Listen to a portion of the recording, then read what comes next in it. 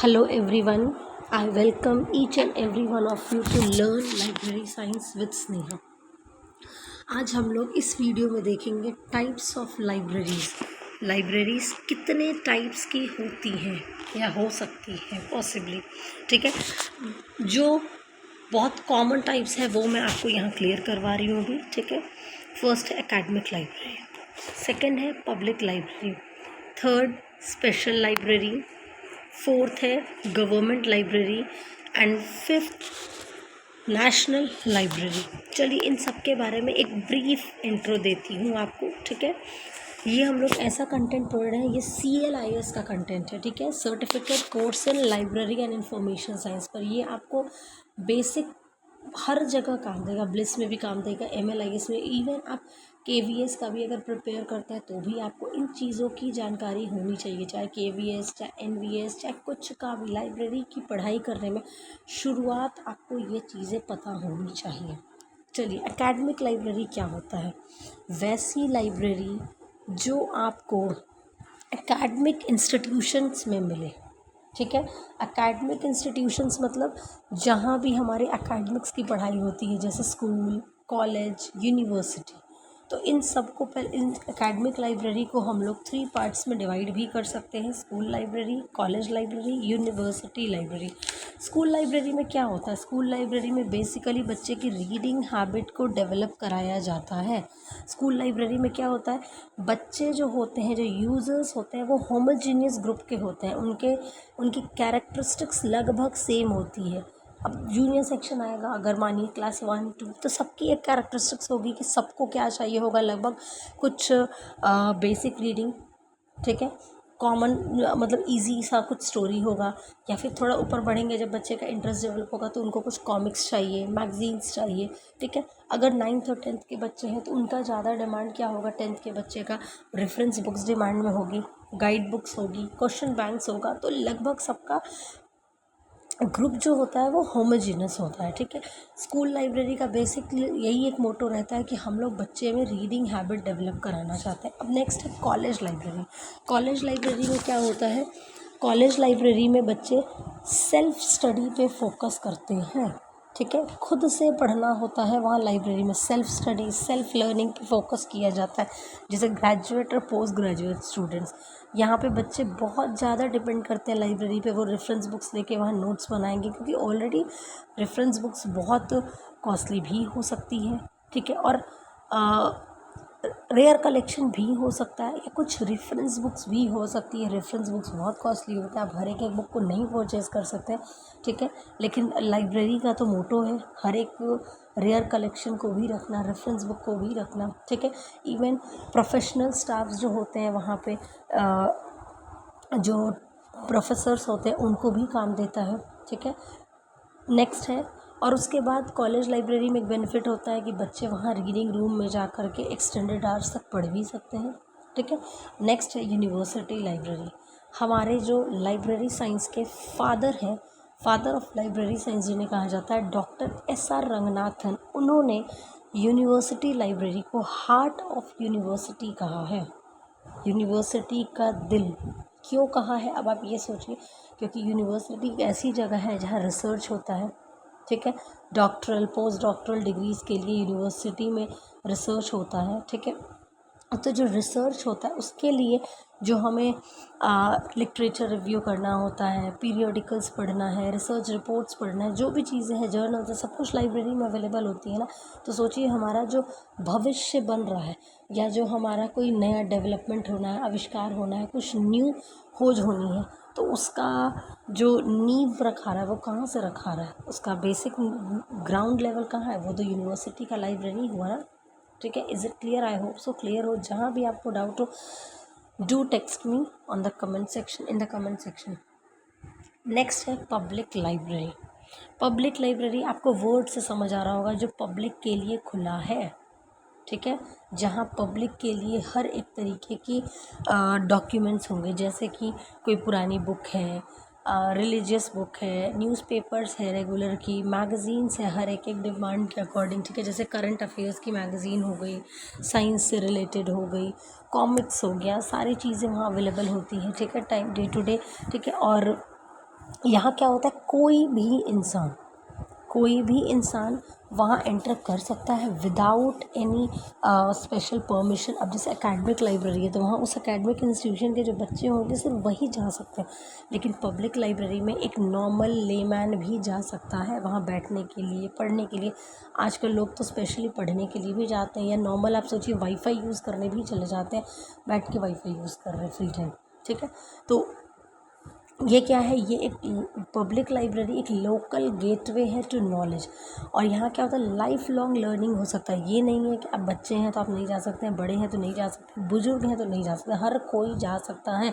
और independent decision making है, आपको कोई ये नहीं बोल सकता है कि यहाँ मत आइए, यहाँ मत बैठिए। हाँ, अगर कोई एक स्पेशलाइज्ड एरिया डिवाइड किया गया कि ये गर्ल्स सेक्शन, गर्ल्स यहाँ बैठ के कंफर्टेबली पढ़ सकें, ये बॉयज़ है चाहे यहाँ डिस्कशन ग्रुप है, तो वो अलग अलग रूम अगर उन्होंने बना रखा है तो ठीक है, वो अलग बात है। लेकिन ये नहीं होगा कि आपको बोला जाएगा आप ये मत पढ़िए, आपकी एज के अकॉर्डिंग ये अच्छा है ये पढ़िए, नहीं। यू आर फ्री, आपको फ्री दिया गया है वक्त वहाँ पे बैठ के पढ़ने का, आप आराम से जा सकते हैं। ठीक है, चलिए थर्ड है स्पेशल लाइब्रेरी। स्पेशल लाइब्रेरी क्या होता है, ऐसी लाइब्रेरी जो कुछ स्पेशल कारण से बनाई गई है, कुछ स्पेशल नीड्स फुलफ़िल हो रही है। जैसे कि एग्ज़ाम्पल, कोई एक ऐसी लाइब्रेरी है मानिए कि जो कि उस पर्टिकुलर हॉस्पिटल में ही है, तो वो उस लाइब्रेरी में सिर्फ मेडिकल से रिलेटेड ही किताबें होंगी ना, सब्जेक्ट स्पेशलिस्ट होगा ना, चाहे वो अगर जिस चीज़ का हॉस्पिटल है उससे ही रिलेटेड किताबें होंगी, उससे ही related articles, serials, research report सब कुछ होंगे। तो स्पेशल लाइब्रेरी जो है उनका कलेक्शन थोड़ा छोटा होता है बाकी जगह के मुताबिक। ठीक है, क्योंकि बाकी जो भी आपकी लाइब्रेरी होगी वहाँ क्या होता है, अब और आगे आपको बताऊंगी अभी, और लाइब्रेरी एक और टाइप ऑफ लाइब्रेरी। ठीक है, तो स्पेशल पब्लिक लाइब्रेरी में क्या है, पब्लिक लाइब्रेरी में मेडिकल से रिलेटेड भी बुक्स होंगी। ठीक है, बेसिक एकेडमिक से भी रिलेटेड होंगी, न्यूज़पेपर्स, जर्नल्स सब कुछ होगा, हिस्ट्री से भी रिलेटेड होंगी, रिसर्च एंड डेवलपमेंट से भी रिलेटेड। लेकिन स्पेशल लाइब्रेरी में इन सब चीज़ों का कोई जगह ही नहीं होता है, क्योंकि वहाँ नैरो सब्जेक्ट एरिया है।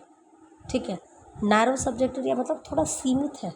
यहाँ हमें हमारा जो लाइब्रेरी है मानिए बोलिए वो कोर्ट का है, तो सिर्फ लॉ से रिलेटेड किताबें रखी जाएंगी ना, फिर मेडिकल की किताबें हम रख के क्या करेंगे वहाँ पे, मेडिकल की या डिजीज़ेस की, बोलिए कोई फ़ायदा है।